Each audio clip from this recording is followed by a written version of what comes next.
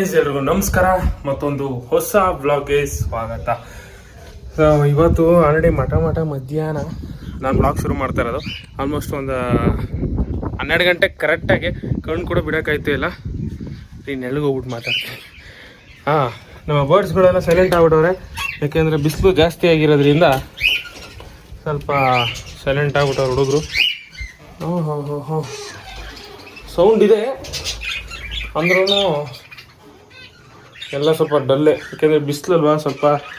ಮಧ್ಯಾಹ್ನದ ಹೊತ್ತು ಗೈಸ್ ಏನಂದರೆ, ಮಧ್ಯಾಹ್ನ ಕರೆಕ್ಟಾಗಿ ಒಂದು 12ರಿಂದ 2:30ವರೆಗೂ ಸೌಂಡ್ ಮಾಡಲ್ಲ. ಇವರು ಸೈಲೆಂಟಾಗಿರ್ತಾರೆ. 2:30 ಆದಮೇಲೆ ಶುರು ಹಚ್ಕೊಂತಾರೆ. ಯಾವ ರೇಂಜ್ಗೆ ಅಂತಂದರೆ ಫುಲ್ಲು ಊರವ್ರಿಗೆಲ್ಲ ಕೇಳಬೇಕು, ಹಂಗೆ ಕಿರ್ಚಾಡ್ತಾ ಇರ್ತಾರೆ. ಅಂದರೆ ಅವ್ರು ಸ್ವಲ್ಪ ಕೂಲ್ ಆಗ್ತಾ ಇರುತ್ತಲ್ಲ, ಸ್ವಲ್ಪ ಡಿಗ್ರಿ ಕಮ್ಮಿ ಆಗುತ್ತಲ್ಲ, ಸೊ ಹಂಗಾಗಿ ಅವರು ಕಿರ್ಚಾಡೋಕ್ಕೆ ಶುರು ಮಾಡ್ತಾರೆ. ಎಲ್ಲರೂ ಸೈಲೆಂಟ್ ಆಗ್ಬಿಟ್ಟವ್ರು ನೋಡಿ. ನನ್ನ ಹಿಂದೆ ನೋಡಿ, ಎಲ್ಲ ಸೈಲೆಂಟಾಗಿ ಕೂತವ್ರೆ. ಇವರು ಅಷ್ಟೇ ಎಲ್ಲ ಸೈಲೆಂಟ್. ಇವಾಗ ಮಧ್ಯಾಹ್ನ ಊಟ ಮಾಡೋರೆ, ನಿದ್ದೆ ಮಾಡೋ ಟೈಮ್ ಇವಾಗ. ಅವ್ರಿಗೆ ಡಿಸ್ಟರ್ಬ್ ಮಾಡ್ತಾ ಇದೀನಿ ಅಂತ ನೀವು ಅನ್ಕೊಬೋದು. ಅವ್ರಿಗೆ ಆ ನೈಟ್ ನಿದ್ದೆ ಮಾಡ್ತಾರಲ್ಲ, ಸಾಕ್ಬಿಡಿ, ಇನ್ನೇನು ಡಿಸ್ಟರ್ಬೆನ್ಸ್ ಎಲ್ಲಿ ಇಲ್ಲ ಅವ್ರಿಗೆ. ಎಷ್ಟೊಂದು ಕೇಕ್ 3 ಮೊಟ್ಟೆ ಒಡೆದೋಗಿದ್ದಾವೆ, ಪ್ಲೇಟಲ್ಲಿ ಬಿದ್ದಾವೆ.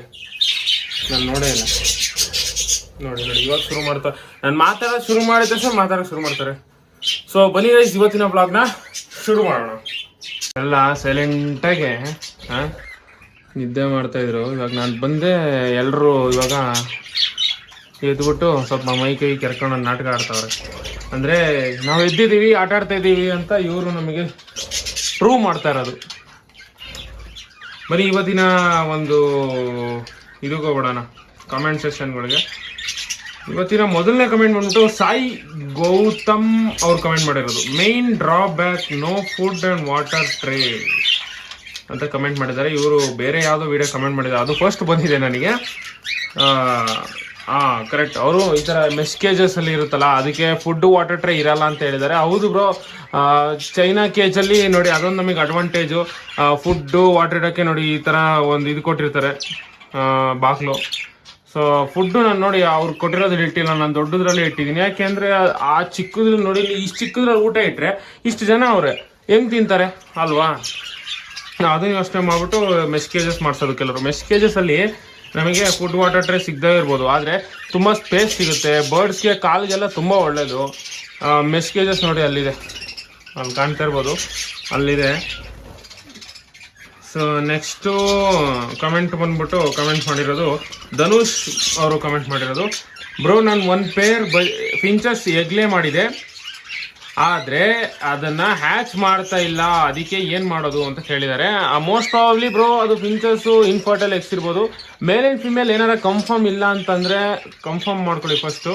ಹಂಗೂ ಏನಾರ ಅದು ಇನ್ಫರ್ಟೈಲ್ ಆಗ್ತಾ ಇದೆ ಅಂತಂದರೆ ನೀವು ಇದನ್ನು ಚೇಂಜ್ ಮಾಡಿಬಿಡಿ, ಅದನ್ನು ಮೇಲ್ ಫಿಂಚನ್ನ ಚೇಂಜ್ ಮಾಡಿ ಬೇರೆ ಯಾವ್ದಾರ ಮೇಲ್ ಫಿಂಚ್ ತಂದು ಹಾಕಿ, ಆವಾಗ ನಿಮಗೆ ಮರಿ ಆಗೋ ಚಾನ್ಸಸ್ ಜಾಸ್ತಿ ಇರುತ್ತೆ. ನೆಕ್ಸ್ಟು ಕಮೆಂಟು ಜೈರಾಮ್ ಅವ್ರು ಕಮೆಂಟ್ ಮಾಡಿರೋದು. ಬ್ರೋ, ಬಜ್ಜೀಸ್ ಬ್ರೀಡಿಂಗ್ಗೆ ಬಂದಿದೆ ಅಂತ ಹೆಂಗೆ ಗೊತ್ತಾಗುತ್ತೆ ಅಂತ ಕೇಳಿದ್ದಾರೆ. ಬ್ರೋ, ಬಜ್ಜೀಸ್ ಬ್ರೀಡಿಂಗ್ ಬಂದಿದೆ ಅಂತ ಹೆಂಗೆ ಗೊತ್ತಾಗುತ್ತೆ ಅಂತಂದರೆ, ಮೇಲಲ್ಲಿ ಇವಾಗ ಏನು ಸೌಂಡ್ ಕೇಳ್ತಾ ಇದೆ ಚಿಚ್ಚಿ ಅಂತ, ಎಲ್ಲಿ ಯಾವುದೋ ಇವಾಗ ಸೌಂಡ್ ಮಾಡ್ತಾ ಇಲ್ವಲ್ಲ. ನೋಡಿ ಇಲ್ಲಿ ಈ ನನ್ನ ಮಗ ಸೌಂಡ್ ಮಾಡ್ತಾ ಇಲ್ವಲ್ಲ ನೋಡಿ, ಈ ಥರ ನೋಡಿ. ನಾನು ಒಂದು ಸೌಂಡ್ ಸೈಲೆಂಟ್ ಆಗ್ಬಿಡ್ತಾನೆ, ಆ ಥರ ಸೌಂಡ್ ಮಾಡ್ತಾನಲ್ಲ. ಸೊ ಆ ಟೈಮಲ್ಲಿ ಅವ್ನ ಮೇಲೆ ಬ್ರೀಡಿಂಗ್ ಬಂದವನೆ ಅಂತ. ಫೀಮೇಲ್ಗಳು ಗೊತ್ತಾಗಲ್ಲ ನಿಮಗೆ. ಫೀಮೇಲ್ಗಳು ಬ್ರೀಡಿಂಗ್ ಯಾವ ಥರ ಬಂದಿರೋದು ಗೊತ್ತಾಗೋದು ಅಂತಂದರೆ, ನೋಸು ಈ ಥರ ಬ್ರೌನ್ ಆಗಿರಬೇಕು ಗೈಸ್. ಎಲ್ಲಿ ಬ್ರೌನ್ ಆಗಿರೋದು ನಿಮಗೆ ತೋರ್ಸೋಣ ಅಂದರೆ, ಇಲ್ಲಿ ಒಂದೇ ಒಂದು ಇದೆ ನೋಡಿ, ಅದು ಲೈಟಾಗಿ ಬ್ರೌನ್ ಆಗಿದೆ ನೋಡಿ, ವೈಟ್ ಇಲ್ಲ, ಸ್ವಲ್ಪ ಲೈಟಾಗಿ ಬ್ರೌನ್ ಆಗಿದೆ. ಆ ಥರ ಅಟ್ಲೀಸ್ಟ್ ಬ್ರೌನ್ ಆಗಿರಬೇಕು. ಬ್ರೌನ್ ಆಗಿದ್ದು ಅಂತಂದರೆ ಅದು ಫೀಮೇಲು ಬ್ರೀಡಿಂಗ್ ಬಂದಿದೆ ಅಂತ. ಮೇಲು ಈ ಥರ ಸೌಂಡ್ ಮಾಡ್ತಾ ಇರ್ಬೇಕು ನೋಡಿ. ನೋಡಿ ಇವಾಗ ಸಿಗ್ದಾಕಲ್ಲ, ನೋಡಿ ಈ ಥರ ಸೌಂಡ್ ಮಾಡ್ತಾ ಇರಬೇಕು, ತುಂಬ ಆ್ಯಕ್ಟಿವ್ ಆಗಿರಬೇಕು. ಆವಾಗ ನಾವು ಮೇಲು ಬ್ರೀಡಿಂಗ್ ಬಂದವನೆ ಅಂತ ಹೇಳ್ಬೋದು. ಅವರು ಎದ್ರಕಂತವ್ರೆ, ನಾನು ಕ್ಯಾಮ್ರಾ ಇಡ್ತಾರೆ ಅದಕ್ಕೆ.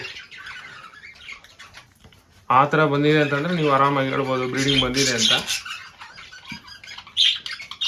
ನೆಕ್ಸ್ಟ್ ಕಮೆಂಟ್ ಬಂದ್ಬಿಟ್ಟು, ಬ್ರೋ, ಕಾಕ್ಟೈಲ್ ಅಡಲ್ಟ್ ಅಂತ ಹೆಂಗೆ ಗೊತ್ತಾಗುತ್ತೆ ಅಂತ ಕೇಳಿದ್ದಾರೆ.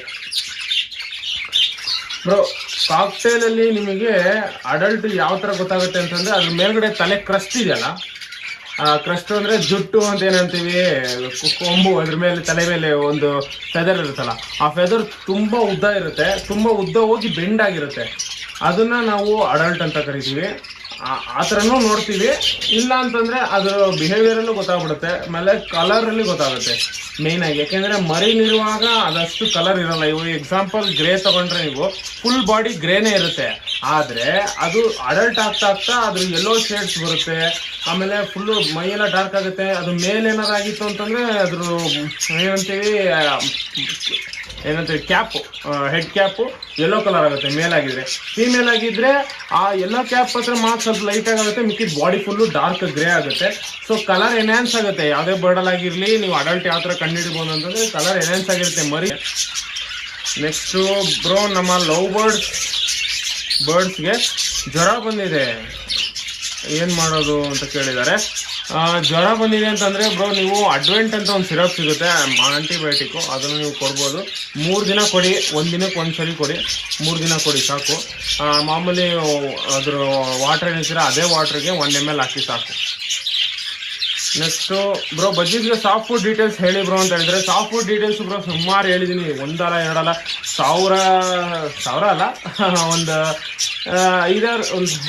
50 ಸರಿ ಹೇಳಿದ್ದೀನಿ ಎಲ್ಲಾದ್ರಲ್ಲೂ. ಆದರೂ ಕೂಡ ಹೇಳ್ತೀನಿ. ಏನಂದರೆ ಬ್ರೋ, ಸಾಫ್ಟ್ ಫುಡ್ಡು ಅದು ನವಣೆ ಬಂದ್ಬಿಟ್ಟು ಹಾರ್ಡ್ ಫುಡ್ ಬ್ರೋ.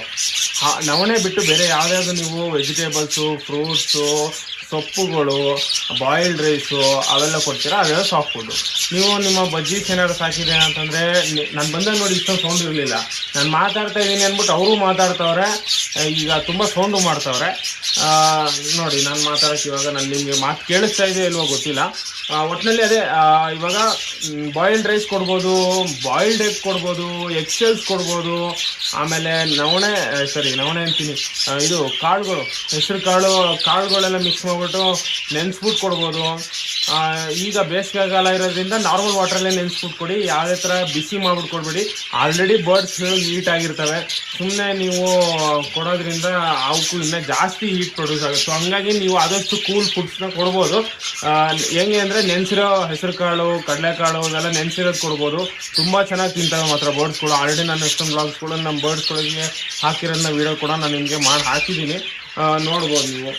ಅದನ್ನ ಬಿಟ್ಟು ನೀವು ಆರಾಮಾಗಿ ಫ್ರೂಟ್ಸಲ್ಲಿ ಅಂತಂದರೆ ನಾನು ಫ್ರೂಟ್ಸ್ ಇಲ್ಲಿವರೆಗೂ ಯಾವುದು ಕೊಟ್ಟಿಲ್ಲ, ಬಟ್ ನೀವು ಫ್ರೂಟ್ಸು ಕೊಡ್ಬೋದು. ಇವ್ರಿಗೆಲ್ಲ ಫ್ರೂಟ್ಸು ನಾನು ಕೊಟ್ಟಿಲ್ಲ. ನಾನು ಕೊಡೋದೇನಿದ್ರು ಕಾಳುಗಳು, ಸೊಪ್ಪು ಅಷ್ಟೇ ಸಾಕು. ಕೂಲಾಗಿರೋಕ್ಕೆ ಏನು ಮಾಡೋಕೆ ಅಂದರೆ ಸೊಪ್ಪುಗಳನ್ನ ಕೊಡಿ. ಸೊಪ್ಪುಗಳನ್ನ ಸ್ವಲ್ಪ ನೆನೆಸ್ಬಿಟ್ಟು ಸ್ವಲ್ಪ ಕ್ಲೀನ್ ಮಾಡಿಬಿಟ್ಟು ಮೆಂತ್ಯ ಸೊಪ್ಪು ಇಲ್ಲ ಅಂದರೆ ಸಬ್ಬಕ್ಕಿ ಸೊಪ್ಪು ಕೊಡಿ. ಪುದೀನ ಅಲ್ಲ ಅಂದರೆ ಸಾಂಬಾರ ಸೊಪ್ಪು, ಪುದೀನ ಅಲ್ಲ, ಇದು ಬರುತ್ತೆ ನೋಡಿ, ಯಾವುದದು ಕೊತ್ತಂಬರಿ ಸೊಪ್ಪನ್ನ ಕೊಡಿ. ಪುದೀನ ಸೊಪ್ಪು ಕೊಡ್ಬಿಡಿ, ಕೊತ್ತಂಬರಿ ಸೊಪ್ಪನ್ನ ಕೊಡಿ. ಕೊತ್ತಂಬರಿ ಸೊಪ್ಪು ಹೆಂಗೆ ಅಂದರೆ ಅದೊಂಥರ ಟೇಸ್ಟ್ ಮಾಡೋಕ್ಕಷ್ಟೇ ಬರ್ಡ್ಸ್ಗಳಿಗೆ. ಸೊ ಫ್ರೀ ಆಗಿತ್ತು ಅಂತಂದರೆ ಬರ್ಡು ಎಲ್ಲ ಕ್ಯಾಲ್ಸಿಯಂ ಎಲ್ಲ ಕೊಟ್ಟಿದ್ದೀವಿ ಅಂತಂದರೆ ನೀವು ಕೊತ್ತಂಬರಿ ಸೊಪ್ಪನ್ನ ಕೊಡ್ಬೋದು ಆರಾಮಾಗಿ. ಕೊತ್ತಂಬರಿ ಸೊಪ್ಪನ್ನ ಕೊಟ್ಟರೆ ಏನಂದರೆ ಅದೊಂದು ಟೇಸ್ಟ್ ಥರ, ಅದೊಂಥರ ಇವಾಗ ಟೇಸ್ಟ್ ಆಡಿಂಗ್ ಥರ. ಈಗ ಅಡುಗೆ ಎಲ್ಲ ಮುಗಿದ್ಮೇಲೆ ಮೇಲ್ಗಡೆ ಕೊತ್ತಂಬರಿ ಸೊಪ್ಪು ಹಾಕ್ತಾರಲ್ಲ, ಆ ಥರ ಇವ್ರಿಗೆ ಒಂದು ಟೇಸ್ಟ್ ಮಾಡೋಕ್ಕಷ್ಟೇ. ಅದು ಒಂಥರ ಅದರಲ್ಲಿ ಇರುತ್ತೆ, ಯಾವ ಸೊಪ್ಪಲ್ಲೂ ವಿಟಮಿನ್ಸ್ ಮಿನರಲ್ಸ್ ಇಲ್ಲದೆ ಇರಲ್ಲ ಅಂತಲ್ಲ, ಇರುತ್ತೆ, ಬಟ್ ಕಮ್ಮಿ ಇರುತ್ತೆ. ಮೆಂತ್ಯ ಸೊಪ್ಪು ಹೋಲಿಸ್ಕೊಂಡ್ರೆ ಕಮ್ಮಿ ಇರುತ್ತೆ. ಮೆಂತ್ಯ ಸೊಪ್ಪು ಮತ್ತೆ ಸಬ್ಬಕ್ಕಿ ಸೊಪ್ಪು ಬ್ರೀಡಿಂಗ್ ಕೊಡ್ಬೇಕು ನೀವು. ಮತ್ತೆ ಮೆಂತ್ಯ ಸೊಪ್ಪು ಬ್ರೀಡಿಂಗ್ ಮಾಡಿ ಮಾಡುತ್ತಲ್ಲ, ಮರಿಗಳೆಲ್ಲ ಹ್ಯಾಚ್ ಆಗಿರ್ತಾವಲ್ಲ ಮೊಟ್ಟೆಯಿಂದ, ಆ ಟೈಮಲ್ಲಿ 100% ನೀವು ಮೆಂತ್ಯ ಸೊಪ್ಪನ್ನ ಕೊಡಿ. ಯಾಕೆಂತಂದ್ರೆ ಆ ಮೆಂತ್ಯ ಸೊಪ್ಪಲ್ಲಿ ಇರುವಂತ ಏನಿರುತ್ತೆ ಪ್ರೋಟೀನ್ಸು ಅದೆಲ್ಲ ಮರಿಗಳಿಗೆ ತಲುಪುತ್ತೆ. ಸೊ ಮರಿಗಳು ತುಂಬಾ ಚೆನ್ನಾಗಿ ಡೆವಲಪ್ ಆಗ್ತವೆ. ಅದನ್ನ ನಾನು ಕೂಡ ಎಕ್ಸ್ಪೀರಿಯನ್ಸ್ ಮಾಡಿದ್ದೀನಿ. ಸೊ ನಾನು ಕೂಡ ಅದನ್ನ ಕೊಡೋದು ನಿಮ್ಗೆ ಎಷ್ಟೊಂದು ನಾನು ತೋರಿಸ್ತೀನಿ. ನಾನು ಮೆಂತ್ಯ ಸೊಪ್ಪು ಬಿಟ್ಟು ಯಾವುದು ಸೊಪ್ಪು ಕೊಡಲ್ಲ ಬ್ರೋ. ಫಿಂಚಸ್ ಮೊಟ್ಟೆ ಇಟ್ಟಿದೆ, ಅದೇ ತಿಂತಿದೆ. ಫಿಂಚಸ್ ಇದೊಂದು ಕಾಯಿಲೆ ಇರುತ್ತೆ. ಫಿಂಚಸ್ ಏನಂದ್ರೆ ನೀವೇನಾರ ಕ್ಯಾಲ್ಸಿಯಮ್ ಬ್ಲಾಕು, ಕಟಲ್ ಫಿಶ್ ಬೋನು ಅಥವಾ ಕ್ಯಾಲ್ಸಿಯಂ ಸಪ್ಲಿಮೆಂಟ್ ಏನಾರ ಕೊಟ್ಟಿಲ್ಲ ಅಂತಂದ್ರೆ ಆ ಟೈಮಲ್ಲಿ ಮಾತ್ರನೇ ಆ ಥರ ಮಾಡೋದು. ಫಿಂಚಸ್ಗಳು ಕ್ಯಾಲ್ಸಿಯಂ ಡೆಫಿಷಿಯನ್ಸಿ ಇದ್ದಾಗ ಮಾತ್ರನೇ ಅವು ಮೊಟ್ಟೆಗಳನ್ನ ಅವೇ ಕುಡ್ಕೊಳೋದು. ಸೊ ಆದಷ್ಟು ನೋಡಿ, ಅದು ಏನಾರ ಕ್ಯಾಲ್ಸಿಯಂ ಕ್ಯಾಲ್ಸಿಯಂ ಏನಾರು ಇಟ್ಟಿಲ್ಲ ಅಂತಂದ್ರೆ ಇಡೀ ಅದು ಆರಾಮಾಗಿ ಕ್ಯೂರ್ ಆಗುತ್ತೆ, ಏನು ತೊಂದರೆ ಇಲ್ಲ. ಓಕೆ ಗೈಸ್, ಇದಿಷ್ಟು ಇವತ್ತಿನ ಬ್ಲಾಗ್ ಆಗಿತ್ತು. ಸಿಗೋಣ ಗೈಸ್ ಮುಂದಿನ ಬ್ಲಾಗಲ್ಲಿ. ಅಲ್ಲಿವರೆಗೂ ಟೇಕ್ ಕೇರ್, ಬಾಯ್ ಬಾಯ್.